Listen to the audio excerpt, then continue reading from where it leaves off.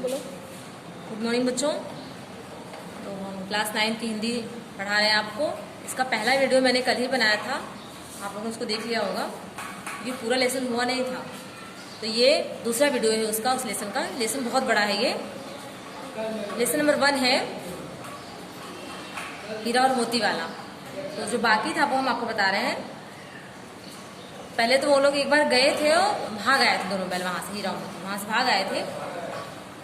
तो अब दूसरे दिन झूरी का जो साला था फिर आया बैलों को लेने के लिए। वो फिर आया वहां पे और वो बैलों को लेके चला। अब की उसने दोनों को गाड़ी में जोता। अब क्या किया, पहले तो वैसे लेके जाता, लेकिन अब वो उससे गाड़ी जो होती है ना, बैलगाड़ी, उसमें उसने उसको बांधा, जोता। और 2-4 बार मोती ने गाड़ी को सड़क की खाई में गिराना चाहा, लेकिन जब उसको लेके रास्ते में जा रहा था ना, तो जो मोती था वो उसने सोचा कि किनारे साइड, रोड के किनारे साइड में उसको खाई में गिरा दूं, पर हीरा ने संभाल लिया। वो ज्यादा सहनशील था। संध्या के समय घर पहुंचकर उसने दोनों को मोटी रस्सियों से बांधा। अब क्या था, वो लेके गया, अपने घर पे पहुंचा और वहां ले जाने के बाद उसने मोटी मोटी रस्सियों से उन लोगों को बांधा। कल की शरारत का मजा भी चखाया। फिर वही सूखा भूसा उनके सामने वो उसने डाल दिया। जो साला था वो ले गया अपने घर पे। तो उसने क्या किया कि उन दोनों बैलों को अपने यहाँ बांधा और सूखा भूसा डाल दिया। खली चुनी सब मजा चखाया, वही सूखा भूसा डाल दिया। अपने दोनों बैलों को खली और चूनी सब कुछ दी। उसने क्या किया, जो ये दोनों गए थे हीरा मोती, उनको सिर्फ सूखा भूसा दिया, और उसके जो 2 अपने बैल थे उसने उनको खली और चूनी भी दी। दोनों बैलों का ऐसा अपमान कभी नहीं होगा। उन लोगों को लगा कि ये मेरा अपमान कर रहा, ऐसा अपमान उन दोनों का कभी नहीं हो रहा खाने को लेके। वो जो अपने घर पे थे तो उनको भी बहुत अच्छी चीज़ें खाने को मिलती थी। झूरी उन्हें फूल की छड़ी से भी नहीं मारता था। झूरी जो था, उनके जो बैल है वो उनको कभी फूल की छड़ी, मतलब फूल के डंडे जो होते हैं, उसने कभी उनको उससे नहीं मारा। तो डंडे की तो बात ही छोड़ो। यहाँ तो आत्मसम्मान की व्यथा तो इसमें मिला सूखा भूसा। मैं तो किस तरह लोग आए, ऊपर से उन्हें खाने के लिए क्या मिला, सूखा भूसा। नाक की तरफ आंखें तक न उठा पाई, उन्होंने देखा तक नहीं खाने के लिए। सूखा भूसा रखा था तो उन्होंने इसको देखा भी नहीं। और दूसरे दिन गया ने बैलों को हल में जोता। दूसरे दिन क्या किया, गया उठा सुबह, दूसरा दिन हुआ, अब बैलों को उसने हल में जोता। इन पर दोनों ने जैसे पाँव नहीं उठाया, वो उठना ही नहीं चाहते थे, जैसे कसम खा रखी थी। तो मारते मारते बैलों को थक गया, उसने इतना मारा उनको, वो थक गया, पर दोनों ने पाँव नहीं उठाए। एक बार जब निर्दय ने हीरा की नाक पर खूब डंडे मारे। गया ने क्या किया, हीरा की नाक पे इतने डंडे मारे कि उसके नाक से खून, नाक को खूब डंडे मारे जमाए। तो मोती का गुस्सा काबू के बाहर हो गया। उसने हल को लेकर भागा। अब वो इतना तेजी से हल लेकर भाग रहा है, क्या बताएं। हल, रस्सी, जुआ जो सब टूट टाट कर बराबर हो गया, मतलब कोई भी चीज़ ढंग से उन्होंने की नहीं, सब कुछ टूट गया और सब टूट के सब बराबर हो गया। जो हल था, रस्सी था, जुआ था, सब कुछ टूट टाट गया, बराबर हो गया। गले में बड़ी बड़ी रस्सियाँ न होती तो दोनों पकड़ाई में भी नहीं आते। अब क्या करें, उनके गले में क्या थी, रस्सी थी बड़ी बड़ी। अगर रस्सियाँ नहीं होती ना तो उनको पकड़ भी नहीं पाते कोई। अब रस्सी की वजह से पकड़ा गए। हीरा ने मुख भाषा में कहा, भागना व्यर्थ है। हीरा ने मोती से कहा कि भागना हमारा व्यर्थ है। मोती ने उत्तर दिया, तुम्हें तो इसने जान ले ली थी, तुम्हारी तो इसने जान ही ले ली थी। अब की बड़ी मार पड़ेगी अगर भागोगे तो। पढ़ने दो, बैल का जन्म लिया है। उसने क्या कहा, पढ़ने दो, मार ही पड़ेगी ना, बैल का जन्म लिया है तो मार तो पड़ेगी ही। मार से कहाँ तक बचोगे, आखिर हम मार से कहाँ तक बचेंगे। अगर हमने बैल का जन्म लिया है तो हमें मार तो पड़ेगी ही, लेकिन हम मार से कहाँ तक बचेंगे। गया 2 आदमी के साथ दौड़ा रहा। गया ने क्या किया, 2 आदमी लेके दौड़ता हुआ उन लोगों के पीछे आ रहा है, लाठियाँ लेकर हाथ में। हीरा ने समझाया, नहीं भाई खड़े हो जाओ, मुझे मारेगा तो मैं एक को दे दूंगा। हीरा ने कहा, खड़े हो जाओ, नहीं तो फिर मुझे मारेगा तो मैं भी 1-2 को गिरा दूंगा। मतलब उसने कहा कि अगर तुम खड़े नहीं हुए, अगर वो मुझे मारेगा तो मैं भी 1-2 लोगों को मार के गिरा दूंगा। तो अब देखिए स्टोरी यहाँ से।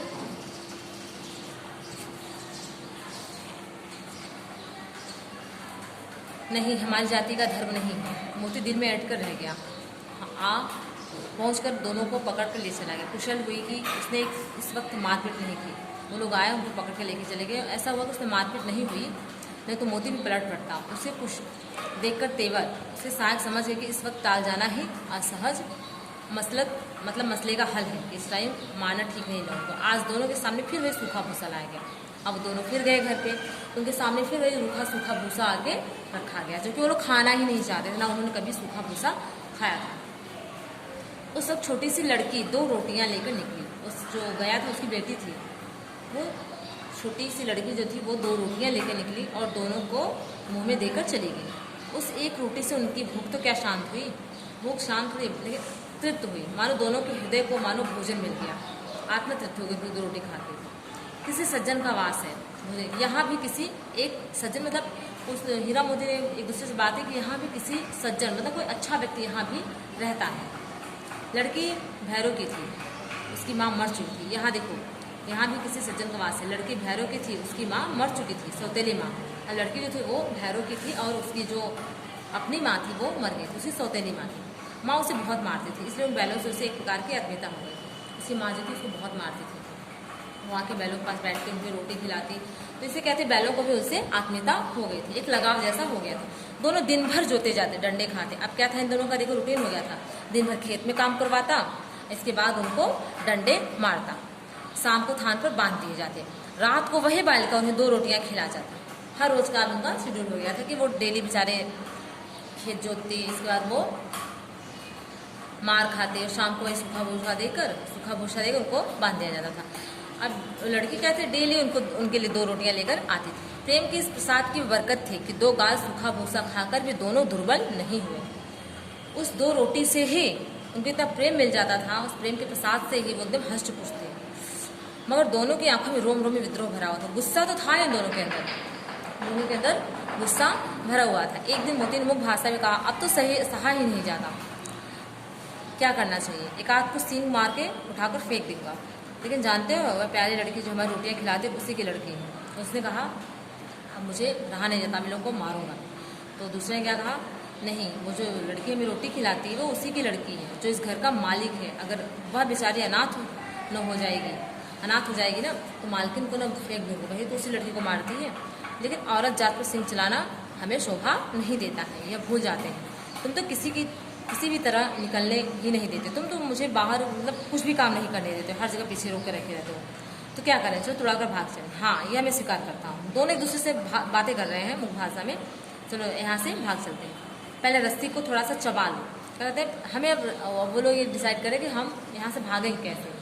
तो पहले क्या बोलता है वो कि हम पहले रस्सी को चबा लेते हैं थोड़ा सा, फिर एक झटके से जाते हैं, मुँह टूट जाएगी।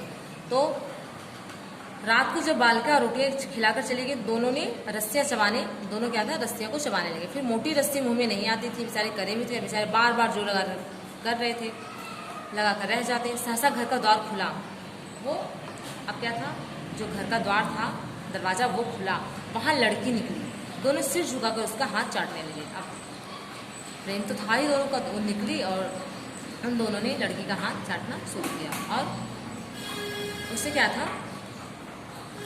पूछें, हाँ, दोनों की पूछें खड़ी हुई। उसने उनके माथे को सहला, लड़की ने झूरी और हीरा और मोती के जो बैल थे उसके माथे को उसने सहलाया। इसके बाद चुपके से उसने सहला, बोली खोले देती हूँ, चुपके से भाग जाओ, नहीं तो यहाँ लोग मार डालेंगे। उन लोगों से कहा, मैं तुम लोगों की रस्सियाँ खोल देती हूँ और तुम लोग यहाँ से भाग जाओ, नहीं तो तुमको मार डालेंगे। आज घर में सलाह हो रही है, इनकी नाक में नक डाल रही थी। आज घर में सलाह हो रही थी, उनकी नाक में नक मतलब रस्सी का एक टुकड़ा रस्सी होती है ना, उनके नाक में से पहना देते हैं, उसको नाकों में नाक डाल दी जाएगी। उसने गराव खोल दिया, पर दोनों चुपचाप खड़े रहे। उसने खोल तो दिया रस्सी, लेकिन अब दोनों गए नहीं, भागे नहीं, वहाँ खड़े रहे। मोती ने भाषा में पूछा, आप चलते क्यों नहीं हो? उसने कहा कि लड़की ने तो रस्सी खोल दी, लेकिन आप चल क्यों नहीं रहे हो, खड़े क्यों हो यहाँ पे? हीरा ने कहा, चलो तो, लेकिन कल इस अनाथ पर आफत आएगी, हम भाग तो जाएंगे लेकिन कल इसी को पर आफत आएगी कि इसी ने रस्सी खोली है। तो अब इसी पर संदेह करेंगे, सभी लोग इसी पर संदेह करेंगे। बालिका ही थी जो उन लोगों के पास आती जाती थी, उन्हें रोटियाँ खिलाती थी। दोनों फूफा वाले बैल भागे जा रहे हैं। इतने में वो लोग सोच ही रहे थे कि लड़की जोर जोर चिल्लाई, अरे दोनों बैल भाग रहे हैं, वो दादा बैल भाग रहे हैं, जल्दी दौड़ो। तो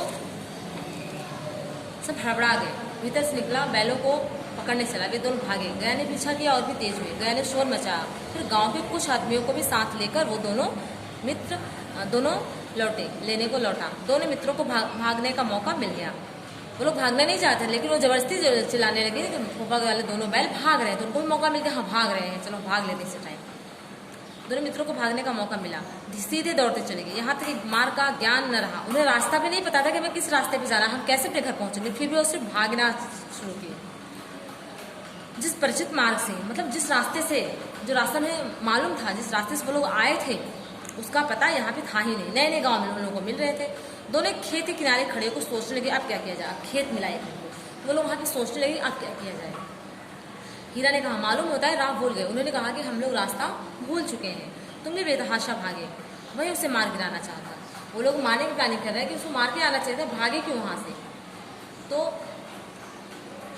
उसे मार गिराते दुनिया क्या कहती है, वो अपना धर्म छोड़ दे, लेकिन हम अपना धर्म नहीं छोड़ेंगे, हम नहीं मारेंगे। दोनों भूख से व्याकुल हो रहे थे। खेत पर मटर खड़ी थी। खेत जो था जहाँ पे लोग खड़े थे वहाँ पे हरी हरी मटर की फलियाँ लगी हुई थी, हरी मटर थी। चढ़ने लगे दोनों खेतों में घुस करके मटर को चढ़ने लगे, मतलब खाने लगे। रह रहकर आहट ले लेते, कोई आ तो नहीं रहा है। जब पेट भर गया दोनों ने आज़ादी का अनुभव किया तो मस्त होकर उछलने कूदने लगे। अब वो आज़ाद भी हो गए थे, भरपेट भोजन भी कर लिया था और अब उनको एक आज़ादी का अनुभव हो रहा था कि अब हम लोग खुश हैं और आज़ाद का अनुभव हो रहा। मस्त होकर कूदने और उछलने लगे। पहले दोनों ने डकार मारी, फिर सींग मिलाए और एक दूसरे को ठेलने लगे। मोती ने हीरा को कई कदम पीछे हटा दिया, यहाँ तक कि वो खाई में गिर गया। तब से भी क्रोध आया, संभल कर उठा, फिर मोती से मिल गया। मोती ने देखा खेल पे झगड़ा हुआ चाहता है तो किनारे हट गया। अब मोती ने सोचा कि खेल खेल में लग रहा है मुझे ज़्यादा झगड़ा बहस हो जाएगा, तो इससे अच्छा मैं किनारे हट जाता हूँ। तो वो किनारे हट गया। चलिए बच्चों, ये दूसरा वीडियो था इस लेसन का। बाकी मैं तीसरा वीडियो, जो तीसरा पार्ट है वो कल बताती हूँ आपको, ठीक है।